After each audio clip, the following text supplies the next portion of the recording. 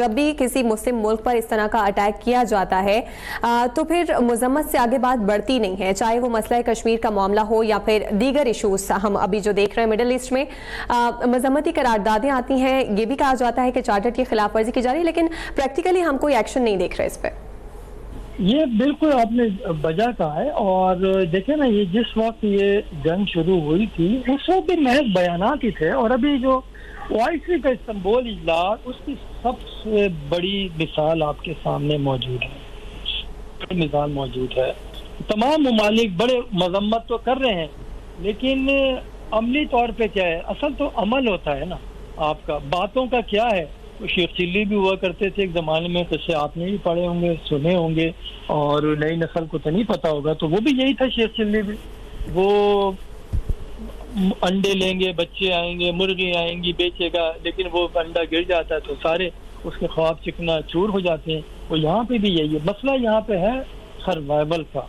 یہ دیگر ممالک خاموش بیٹھے ہیں۔ بات وہ بھی ہے کہ لوگ یہ بھی کہتے ہیں کہ اب پرائی آگ میں ہم کیوں اپنے ہاتھ جلائیں، لیکن یہ وہ آگ ہے، اگر آپ خود سے یعنی کہ اپنا عملی مظاہرہ کوئی نہیں کریں گے، آگ کو بجھانے کے لیے اس سے پانی نہیں ڈالیں گے یا اس کی مدد نہیں کریں گے، تو یہ آگ آپ کو کھینچ لے گی اپنی طرف، ایسا ہو نہیں سکتا۔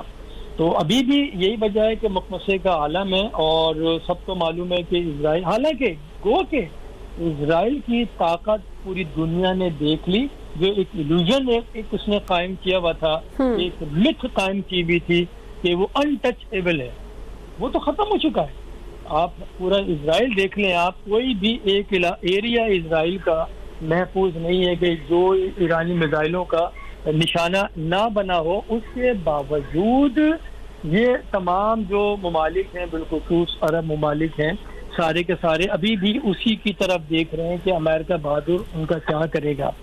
بات یہ ہے کہ اب جب جو کرکٹ میچ ہے، پاکستان ٹیم جب بھی کرکٹ میں دفاعی حکمت عملی اختیار کرتی ہے، پاکستان ہو یا کوئی بھی ہو، تو شکست اس کا مقدر ہوتا ہے۔ وہ پے در پہ غلطیاں کرتے ہیں، سامنے والا جو بالر جو ہے وہ اپنے حساب سے نا ایک ایک بال پھینک کے چیک کر رہا ہوتا ہے کہ یہ میں اگر یہ اسٹمپ کے رائٹ طرف دوں گا، آف اسٹمپ پہ دوں گا تو یہ کہاں پہ غلطی کرے گا، تو وہ پھر غلطیاں نوٹ کر کے وہیں سے وار کرتا ہے اور پھر میچ جیت لیتا ہے۔ لیکن اس کے برخلاف اگر جو بھی ٹیم ہے وہ ایگریسو ہو جاتی ہے، جارحانہ انداز اختیار کرتی ہے، تو وہ شکست اس کی جو 2 گھنٹے میں ہونی ہوتی ہے وہ 1 گھنٹے میں اپنی وہ شکست کو فتح میں بدل دیتی ہے۔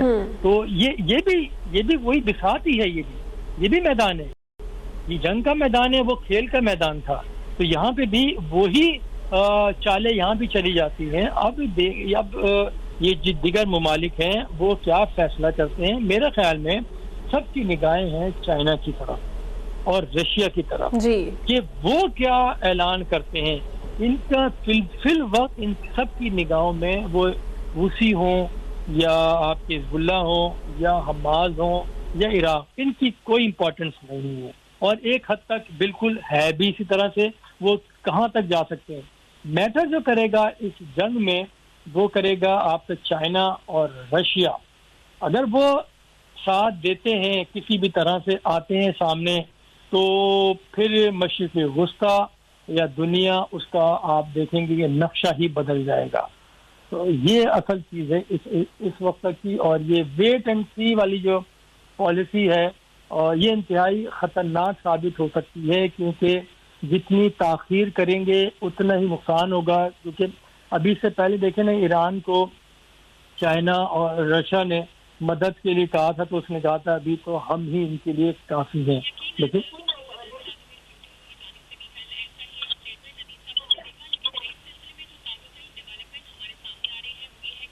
جانب سے تل ابیب پر تازہ ترین میزائل حملہ کیا گیا ہے۔ اسرائیلی دارالحکومت تل ابیب میں دھماکوں کی آوازیں سنی گئی ہیں، اور جیسا کہ ندیم صاحب یہ ہم سوچ رہے تھے، اور اس سے پہلے ہم آپ سے یہ ڈسکس بھی کر رہے تھے کہ اب ممکنہ طور پر ایران کتنا گیپ لے سکتا ہے ان حملوں میں، اور کچھ ہی وقت کے بعد ہم دیکھ رہے ہیں ایران کی جانب سے اسرائیل پر یہ میزائل حملہ کیا گیا ہے، تازہ ترین رپورٹس آ رہی ہیں۔ اس حوالے سے آپ کیا کہیں گے؟ ایران کی حکمت عملی کیا دیکھ رہے ہیں آگے؟ اب تو یہی ہے، ایران کے پاس اب آپشن تو کوئی بھی نہیں بچا ایران کے پاس، ماں سوائے کہ وہ جتنا نقصان پہنچا سکے اپنے دشمن کو، اور اس کے علاوہ نہیں ہے. جہاں بھی بریک لے گا وہاں مسئلہ ہوگا، جہاں بریک لے گا وہاں اس کو مسئلے کا سامنا کرنا پڑے گا. اور یہی وجہ ہے کہ اسرائیل اور امریکہ چیک کرنا چاہتے ہیں کہ اسرائیل ایران کی صلاحیتیں کس حد تک مسدود ہوئی ہیں، کیا وہ اس قابل ہے جس طرح سے وہ ایک ہفتے سے کارروائیاں کر رہا ہے اور اب بھی جاری رکھے گا. اور یہ ایران کا بڑی جوان مردی والا مظاہرہ ہے کہ فوری طور پہ پھر اٹیک کر دیا، کیونکہ کچھ وقت پہلے ہی ایران نے اعلان بھی کیا تھا کہ وہ پھر تازہ حملہ کرے گا. اور نقصان کی حد تک دیکھیں، فی الحال تو اسرائیل کا جو نقصان ہو رہا ہے وہ ہمارے سامنے وہ نہیں آ رہا. وہ جس طرح سے ایران وہ میزائل اس کے اوپر برسا رہا ہے اسرائیل کے اوپر، اور جو نقصان اسرائیل نے ایران میں پہنچایا ہے وہ میں سمجھتا ہوں کہ وہ بھی کافی بڑا نقصان اس نے اسرائیل میں ایران کو پہنچایا ہے.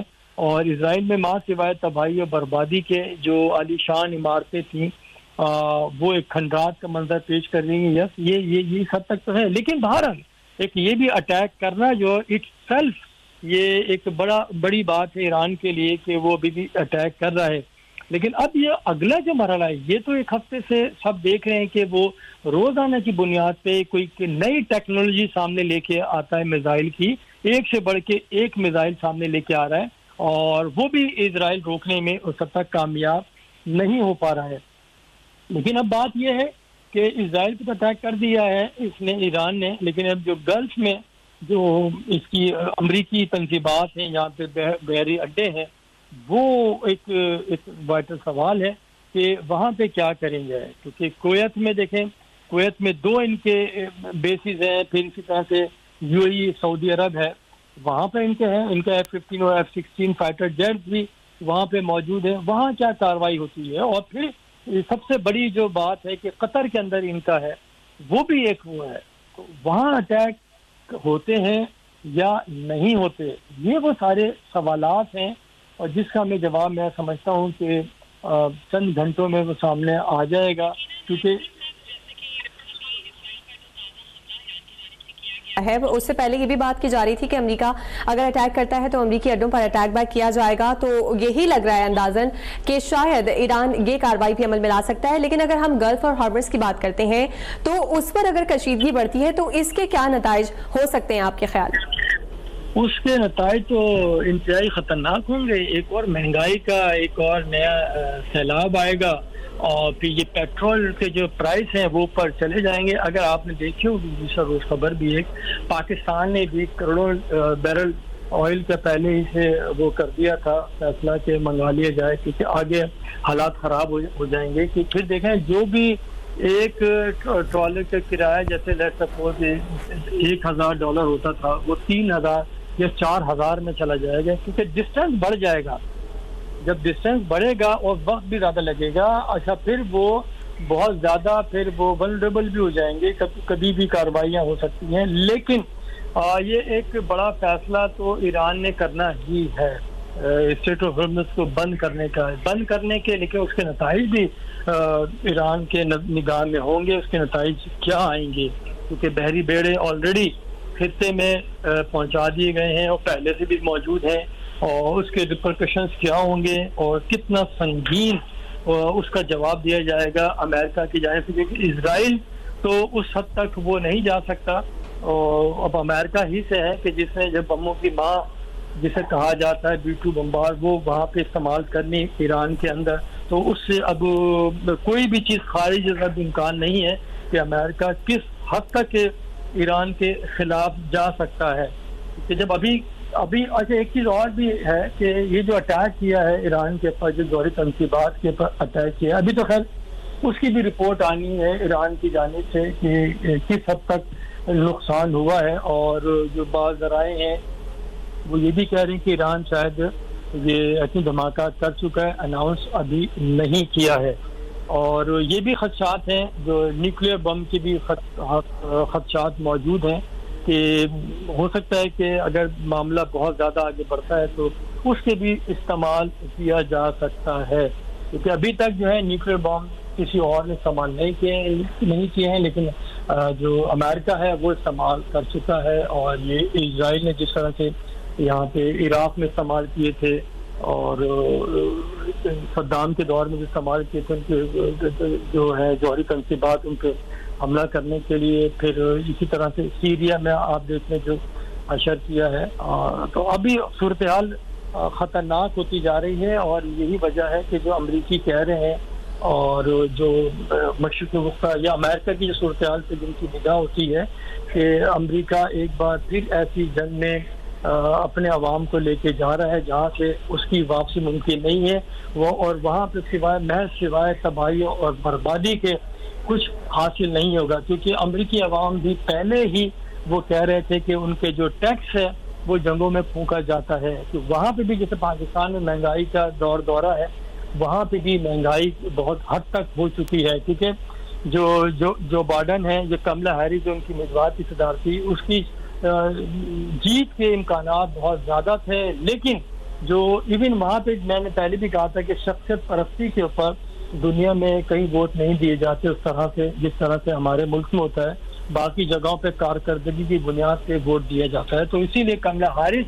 ہار گئی تھی. ڈونلڈ ٹرمپ نے اس طرح کے وعدے کیے تھے، لیکن جب ٹرمپ آیا، ٹیرف لگائے اور دیگر چیزیں ہوئی تو اس کی وجہ سے پریشانیاں بڑھی. وہاں بھی مہنگائی ہے، لوگ وہاں پہ بھی اسی طرح کی باتیں کر رہے ہیں، احتجاج بھی کرتے ہیں، اور یہ جنگ طول پکڑتی ہے.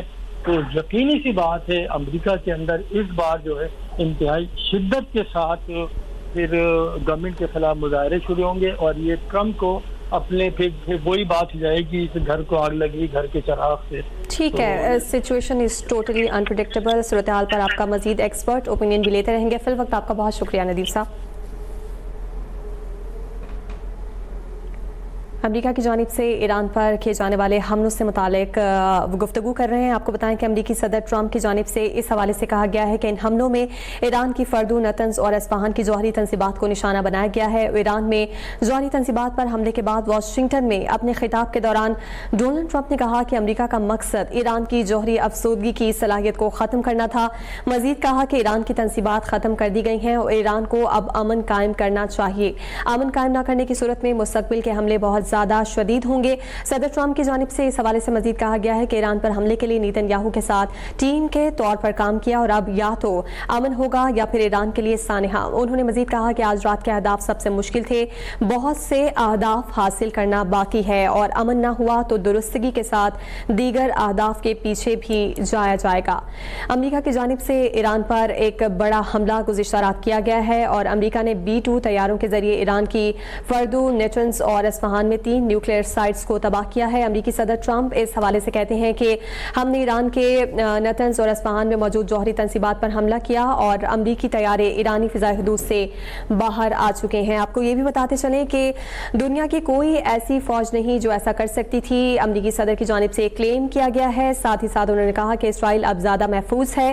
ایرانی حکام کے مطابق حملے سے پہلے تینوں ایٹمی تنصیبات خالی کرا لی گئی تھیں. اسرائیلی فوج نے امریکی حملوں کے بعد اپنے شہریوں پر سخت لاک ڈاؤن جیسی پابندیاں نافذ کر دی ہیں اور شہریوں کو بنکرز کے پاس رہنے کی ہدایت کر دی گئی ہیں. آپ کو یہ بھی بتائیں کہ ایران کی جانب سے جوابی کارروائی کا اعلان کیا گیا اور پاسداران انقلاب کا اس حوالے سے کہنا ہے کہ اب ہمارے لیے جنگ شروع ہو چکی ہے، امریکہ تھوڑا انتظار کرے، حملے کی سزا بھگتنی پڑے گی. ایران مشرق وسطیٰ میں تمام امریکی اثاثوں کو نشانہ بنائے گا.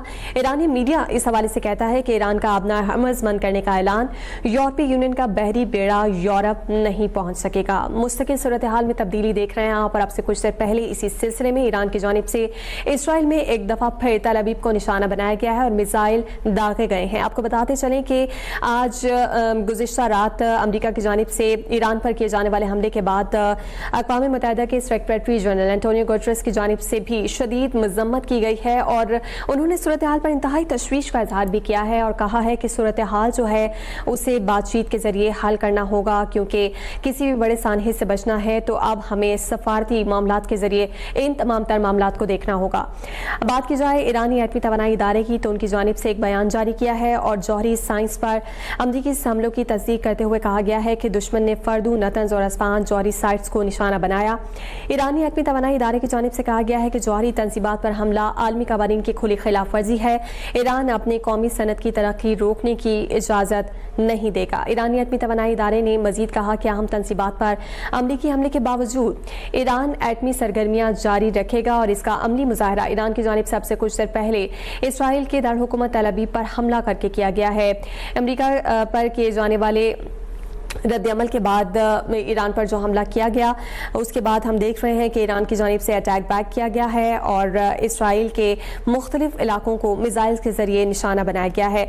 आपको ये भी बताएं कि अमरीकी सदर डोनाल्ड ट्रंप की जानिब से ईरान पर किए जाने वाले हमले के बाद वाशिंगटन से एक बयान भी जारी हुआ। ईरानी जौहरी तंसीबात पर हमले के बाद अमरीकी सदर ट्रंप ने कहा कि अब या तो अमन होगा या फिर एक और सानिहा। वाशिंगटन में खिताब करते हुए अमरीकी सदर ने कहा कि ईरान की फर्दू, नतंज और असफहान की जौहरी तंसीबात को निशाना बनाया गया है। अमेरिका का मकसद ईरान की जौहरी अफसोदगी की सलाहियत को ख़त्म करना था और ईरान की तंसीबात ख़त्म कर दी गई हैं। अमरीकी सदर की जानिब से मजीद कहा गया कि रात के अहदाफ सबसे मुश्किल थे और बहुत से अहदाफ रोके गए। अमन न हुआ तो दुरुस्तगी के साथ दीगर अहदाफ के पीछे भी जाएंगे। सदर ट्रंप की जानिब से इस मुतालिक मजीद कहा गया कि ईरान को अब अमन कायम करना चाहिए। अमन कायम ना करने की सूरत में मुस्तकबिल के हमले बहुत ज़्यादा शदीद होंगे और अब या तो अमन होगा या फिर ईरान के लिए एक सानिहा। आपको बताते चलें कि ईरानी जौहरी तंसीबात को निशाना बनाने पर नेतन्याहू ने ट्रंप को मुबारकबाद पेश की है। तेल अवीव से जारी एक बयान में ईरानी जौहरी तंसीबात को निशाना बनाने पर इस्राईली वज़ीर आज़म नेतन्याहू ने ट्रंप को मुबारकबाद दी है। नेतन्याहू ने कहा कि ईरान की जौहरी तंसीबात को निशाना बनाने का सदर ट्रंप का जुर्रतमंदाना फैसला तारीख बदल देगा। इस्राईली वज़ीर आज़म ने कहा कि ऑपरेशन राइजिंग लाइन में इसराइल ने हैरत अंगेज काम किया, मगर ईरान की जौहरी तंसीबात के खिलाफ आज रात की कार्रवाई करके अमरीका ने वो कर दिखाया जो दुनिया का कोई और मुल्क नहीं कर सकता था। अमेरिका की जानिब से फर्दू जौहरी साइट हमले में 6 बंकर बस्टर बम इस्तेमाल किए गए। अमेरिकी मीडिया रिपोर्ट्स के मुताबिक ईरान के फर्दू जौहरी साइट हमले में अमेरिकी B-2 बमबार तैयारों और 6 बंकर बस्टर बम्स का इस्तेमाल किया गया है। अमेरिकी मीडिया का इस हवाले से ये भी बताना है कि दीगर ईरानी जौहरी साइट्स पर हमले में 30 टोमाहॉक मिसाइल इस्तेमाल किए गए हैं, जबकि इससे कबल ट्रंप ने अपनी सोशल मीडिया पोस्ट में बताया था कि हमने ईरान के 3 न्यूक्लियर साइट्स पर हमला किया और फर्दू एटमी तंसीब मुकम्मल तौर पर तबाह कर दी है।